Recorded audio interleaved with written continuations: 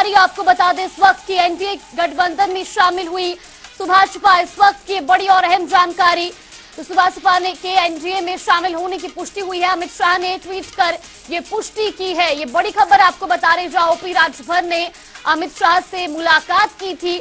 अब एनडीए गठबंधन में सुभाषपा शामिल हुई है, इस वक्त की ये बड़ी और अहम जानकारी। और ये तस्वीर भी आपको दिखा रहे, जहां केंद्रीय गृह मंत्री अमित शाह ने ट्वीट कर इस बात की पुष्टि की है।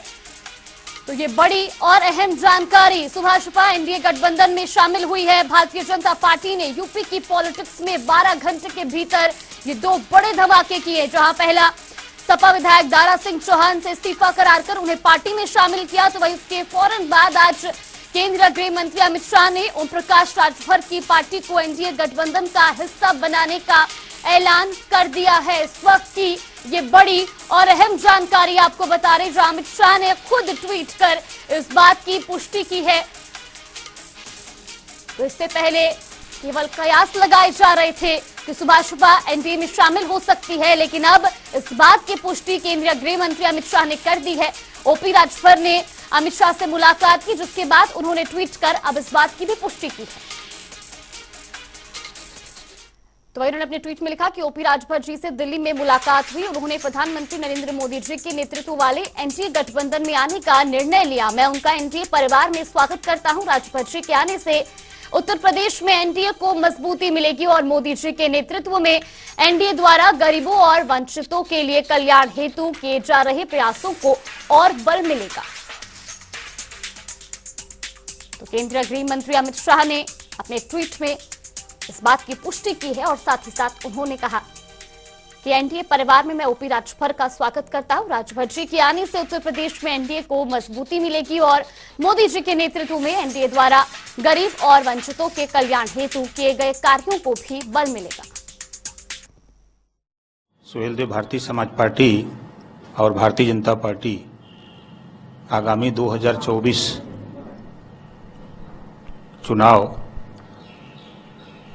मिलकर लड़ने का जो 14 तारीख को दिल्ली में माननीय अमित शाह जी से मुलाकात हुई और लगभग 1 घंटे विभिन्न बिंदुओं पर जो गरीब, कमजोर, वंचित, शोषित, पीड़ित हैं उनके उत्थान के लिए और जो समाज में ज़रूरत है कि चाहे थाने की समस्या हो, तहसील की समस्या हो, ब्लॉक की समस्या हो, जो गरीब कमजोर हैं उनको छतरी की आवश्यकता थी।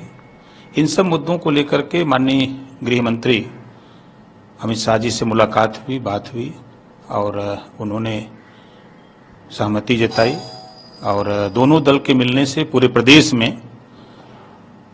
एक बड़ी ताकत पैदा होगी और जो लक्ष्य है देश के प्रधानमंत्री माननीय नरेंद्र मोदी जी का कि गरीबों का उत्थान, कमजोरों का उत्थान, पिछड़े दलित अल्पसंख्यक का उत्थान, जो उनकी सोच है उस सोच को आगे बढ़ाने में बड़ी मदद मिलेगी। इस बात के लिए हम देश के प्रधानमंत्री माननीय नरेंद्र मोदी जी और देश के गृह मंत्री माननीय अमित शाह जी और उत्तर प्रदेश के मुख्यमंत्री योगी आदित्यनाथ जी को धन्यवाद देता हूं कि इस लड़ाई में हम लोगों को साथ उन्होंने लिया है। इसके लिए हम तीनों लोगों के आभारी हैं। तो ये बड़ी खबर आपको बता रहे, जहां सुभाषपा एनडीए में शामिल हो चुकी है, वहीं आपको बता दें कि बीजेपी से एक बार फिर उन्होंने गठबंधन किया है। इसके बाद जहां केंद्रीय गृह मंत्री अमित शाह ने भी ट्वीट कर इसकी जानकारी दी है और इस पूरी खबर की पुष्टि की है। तो भारतीय जनता पार्टी ने यूपी की पॉलिटिक्स में 12 घंटे के भीतर 2 बड़े धमाके किए हैं। इसी खबर पर ज्यादा जानकारी के साथ हमारे सहयोगी अनूप कुमार सिंह हमारे साथ जुड़ गए। अनूप, जिस तरीके से बीते 12 घंटों में उत्तर प्रदेश की राजनीति में बड़ा बदलाव देखने को मिला, ओपी राजभर की पार्टी सुभाषपा भारतीय जनता पार्टी यानी कि एनडीए में शामिल हो गई है, क्या कुछ पूरी अपडेट मिल रही है? देखिए जागृति, एक राजनीति में एक गर्माहट सी महसूस हो रही, क्योंकि जिस तरीके से सुभाषपा आज एनडीए में शामिल होने के बाद, हालांकि अमित शाह ने इसकी औपचारिक पुष्टि की, लेकिन उसके बाद तुरंत सुभाषपा के राष्ट्रीय अध्यक्ष ओम प्रकाश राजभर का ट्वीट आया और उसकी पुष्टि कर दी है। जहां तक भारतीय जनता पार्टी की जो सीटें पूर्वांचल में फंस रही थी, जो रेड जोन में थे, वो अब ग्रीन हो चुकी हैं। निश्चित रूप से ओम प्रकाश राजभर भी कहते नजर आ रहे थे कि अब विपक्ष में कुछ नहीं बचा है और जो भारतीय जनता पार्टी का लक्ष्य है 80 में से 80 सीटें जीतने का, अब वो सपना साकार हो जाएगा। और हमारे साथ पार्टी के महासचिव अरुण राजभर जी हैं। अरुण राजभर जी, जिस तरीके से कयास लगाए जा रहे थे कि भारतीय जनता पार्टी सुभाषपा का अगला ठिकाना होगा, अब वो पूरा हो चुका है, क्या कहना चाहते हैं? देखिए, देश के निर्माण में भारत की सशक्ति करने के लिए जिस तरीके से माननीय प्रधानमंत्री के नेतृत्व में जो जन कल्याणकारी योजनाएं चला रही थी, इससे जो गरीब हैं, कमजोर हैं, उपेक्षित हैं, वंचित वर्ग है,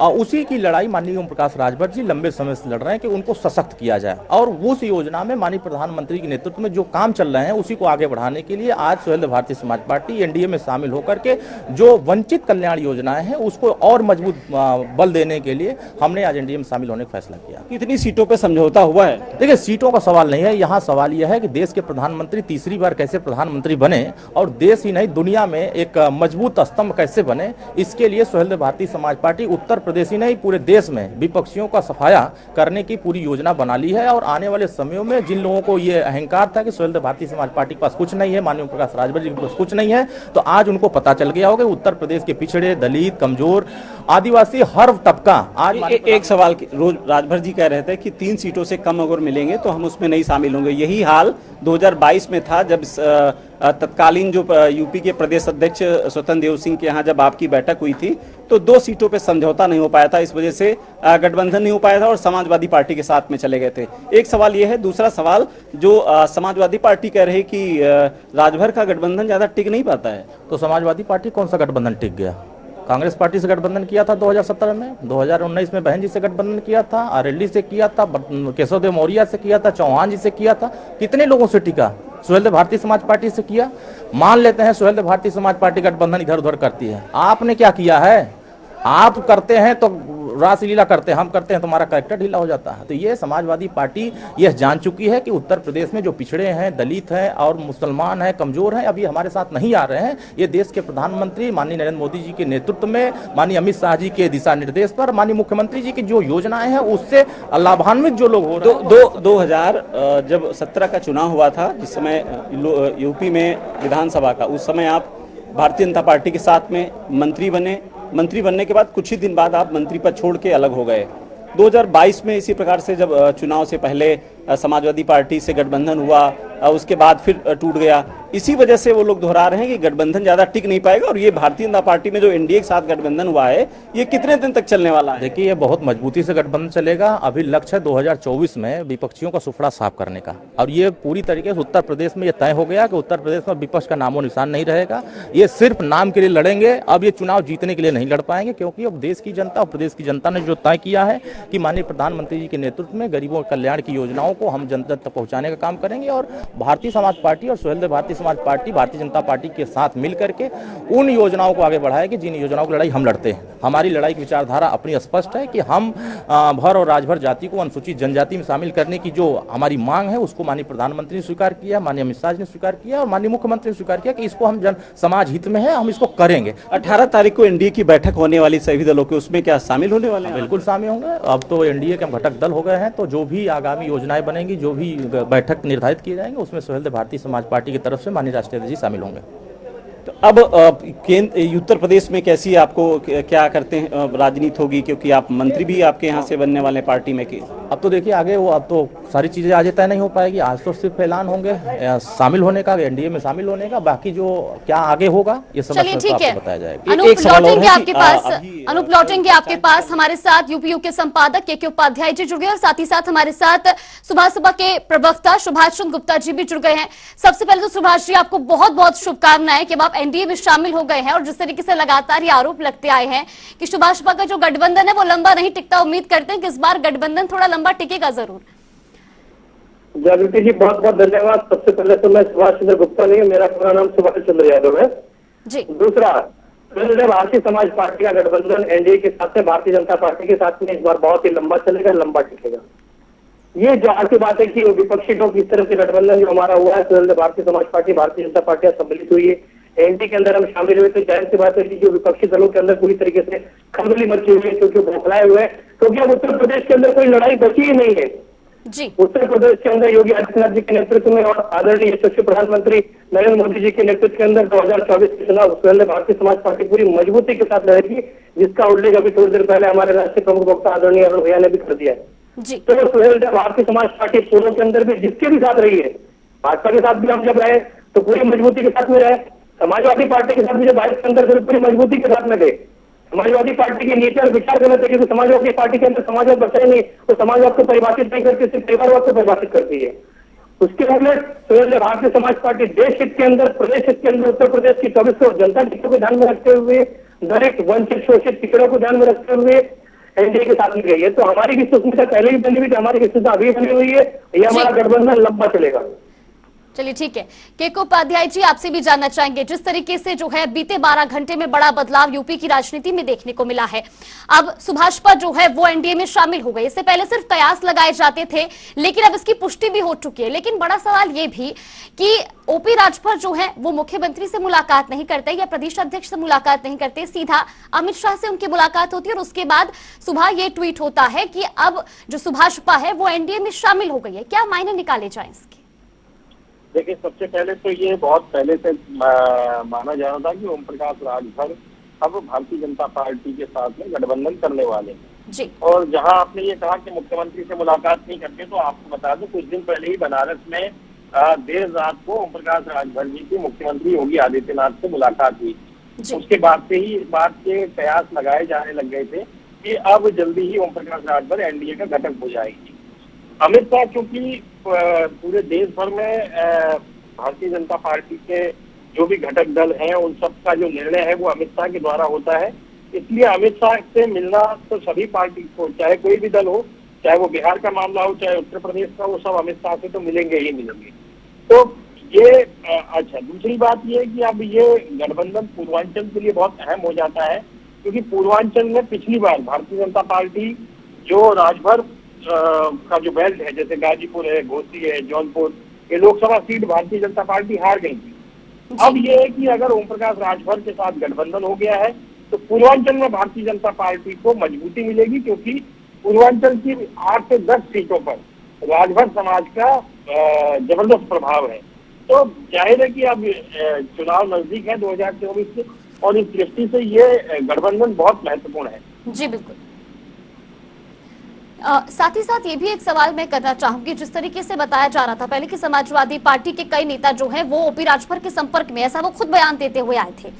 बड़ा सवाल ये भी कि अब जिस तरीके से ओपी राजभर ने जो है एनडीए में शामिल हो गए हैं, गठबंधन कर लिया है, इससे अब समाजवादी पार्टी को आने वाले समय में कितना बड़ा नुकसान हो सकता है, खासतौर पर सपा और बसपा?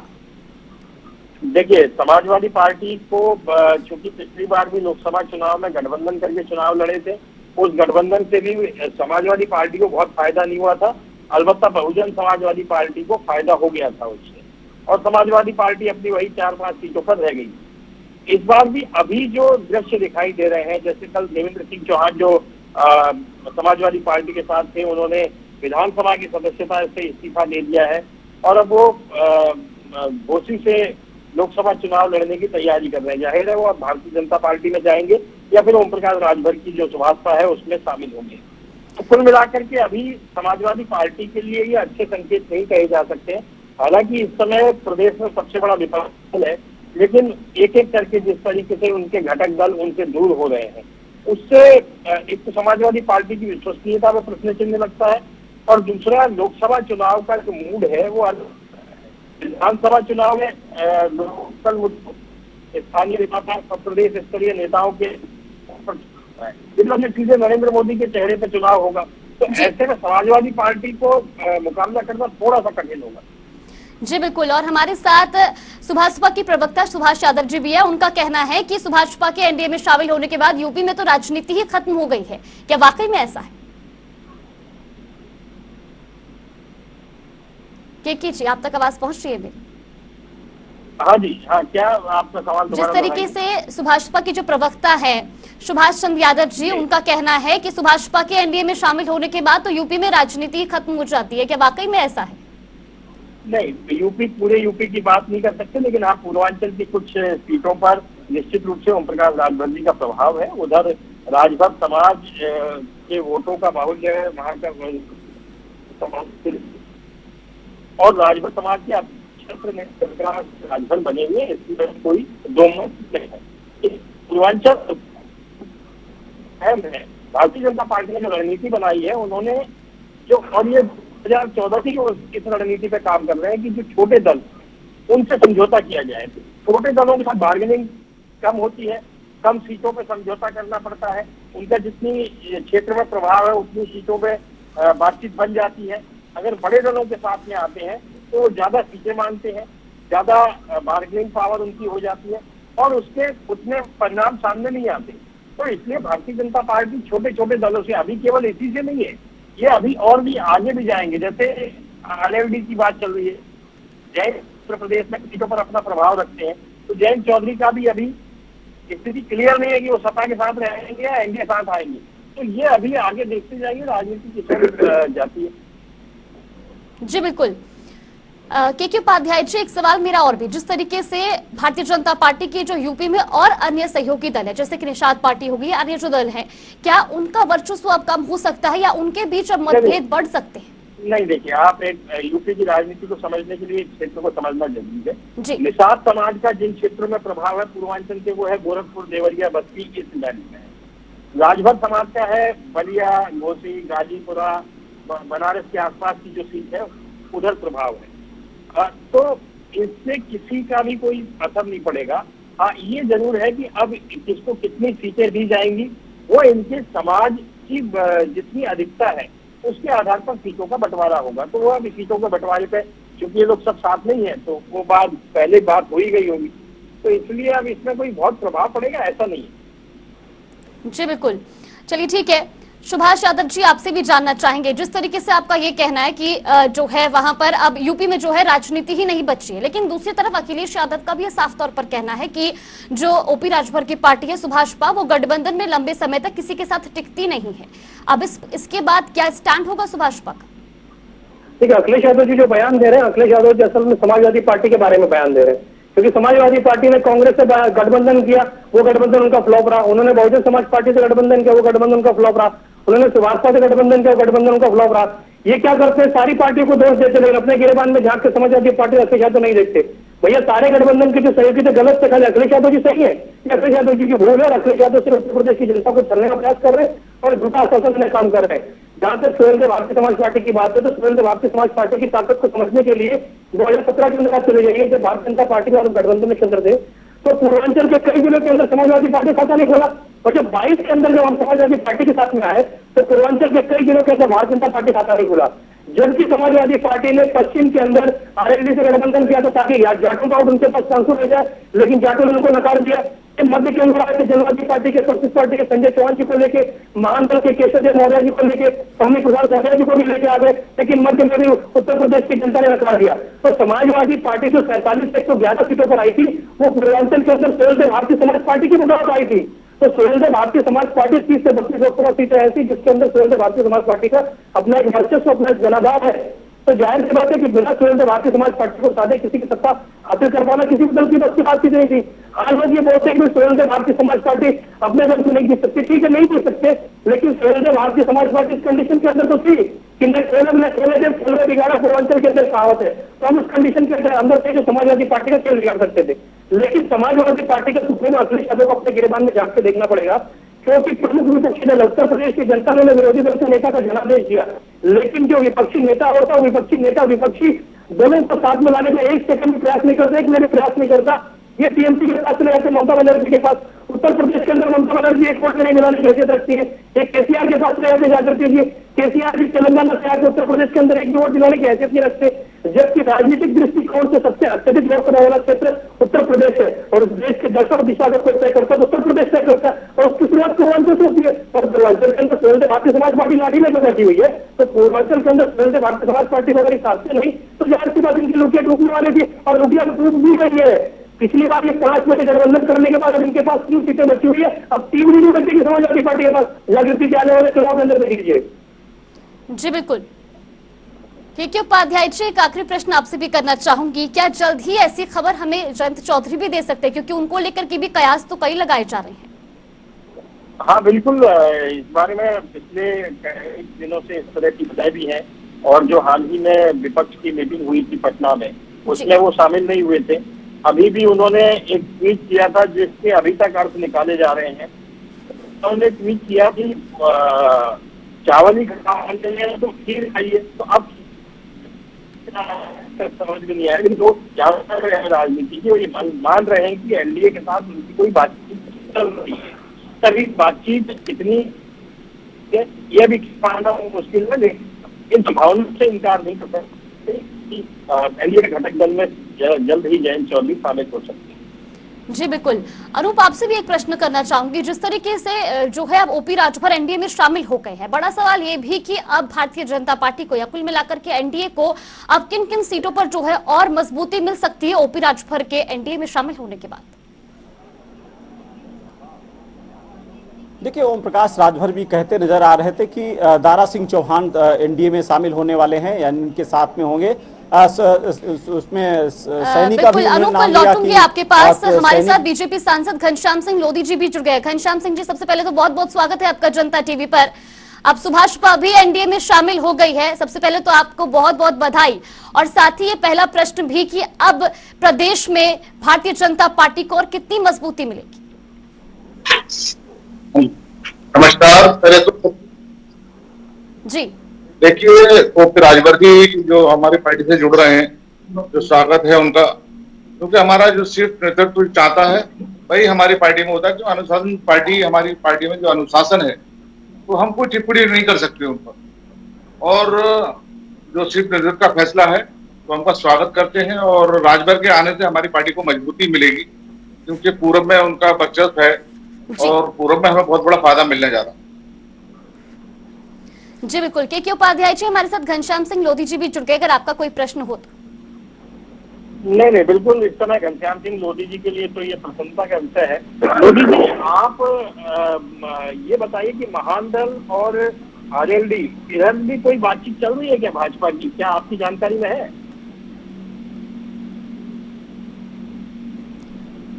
हेलो घनश्याम सिंह जी, आप तक आवाज पहुंच रही है?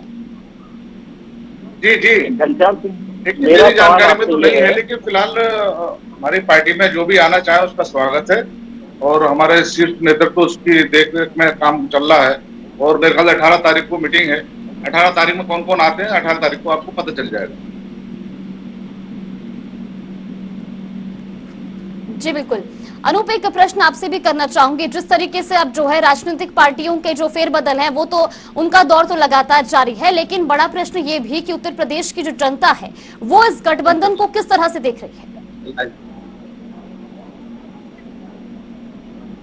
देखिए, एक बहुत बड़ा अहम सवाल है, क्योंकि कभी कभी पार्टियां मिल जाती हैं लेकिन उनके कार्यकर्ताओं को मिलने में थोड़ा सा वक्त लगता है, क्योंकि बड़े जो स्तर के नेता होते हैं वो उनका गठबंधन होता है, राजनीतिक गठबंधन होता है, लेकिन छोटे छोटे कार्यकर्ता हैं वो उनके दिल में काफी खटास होती है, उसको कब कैसे दूर होगी ये हालांकि दोनों पार्टियों की तरफ चुनौती होती है। लेकिन इस गठबंधन के बाद इतना जरूर कहा जा सकता है कि भारतीय जनता पार्टी का पूर्वांचल में जो कुछ लोकसभा की जो सीटें रेड जोन में आती थी वो तो बिल्कुल अब ग्रीन हो चुकी है, लेकिन अभी भी पश्चिम में कहीं ना कहीं थोड़ा सा संघर्ष है। आप 2022 के चुनाव में अगर थोड़ा पिछला अगर जाएंगे तो उस समय जाट आंदोलन और किसान आंदोलन जो था उसका कहीं ना कहीं प्रभाव पड़ा था, लेकिन भारतीय जनता पार्टी ने कहीं ना कहीं उसको सही करने के लिए तमाम कोशिशें की। जैसे उत्तर प्रदेश में बीजेपी प्रदेश अध्यक्ष भूपेंद्र चौधरी को बनाया, वो पश्चिम से आते हैं, ओबीसी उससे कैटेगरी से हैं, तो ये कहीं ना कहीं भारतीय जनता पार्टी ने पश्चिम को मजबूत करने की कोशिश की है। बहुत ज्यादा प्रभाव नहीं पड़ने वाला है जयंत चौधरी का, क्योंकि ये लोकसभा का चुनाव है, वहां किस तरीके से माहौल वहां पर बदला है ये फिलहाल आने वाला वक्त ही तय करेगा। लेकिन भारतीय जनता पार्टी ये एक बार बिल्कुल साफ हो चुका है कि कहीं ना कहीं उत्तर प्रदेश में अब जो 80 सीटों का लक्ष्य था उसके करीब करीब पहुंच चुकी है। अब देखना होगा जयंत चौधरी का क्या निर्णय होगा, या फिर और राजनीतिक दल हैं, जिसे ओम प्रकाश राजभर जी कह रहे थे कि धर्म सिंह सैनी भी एनडीए में शामिल होने वाले हैं, दारा सिंह चौहान पहले से आ चुके हैं। तो ये सब राजनीतिक जो उठापटक है वो अब कहीं ना कहीं शुरू हो चुकी है, और ये चुनावी साल है, ऐसे में राजनीतिक उठापटक लाजमी भी है, क्योंकि 4 साल सरकार के होते 1 साल चुनावी साल माना जाता है। ऐसे में सभी राजनीतिक पार्टियां जो विपक्ष में होती है वो खोई हुई जमीन तलाशने का प्रयास करती है, जो सत्ता दल होता है वो अपनी दोबारा सरकार बनाने की कोशिश करती है। तो एक बार फिर से एनडीए कोशिश करेगी कि देश में तिबारा एनडीए की सरकार बने, और एक बार फिर उसी पैटर्न पर उत्तर प्रदेश में छोटे छोटे दल हैं अब उनको गठबंधन के साथ जोड़ना शुरू कर दिया है।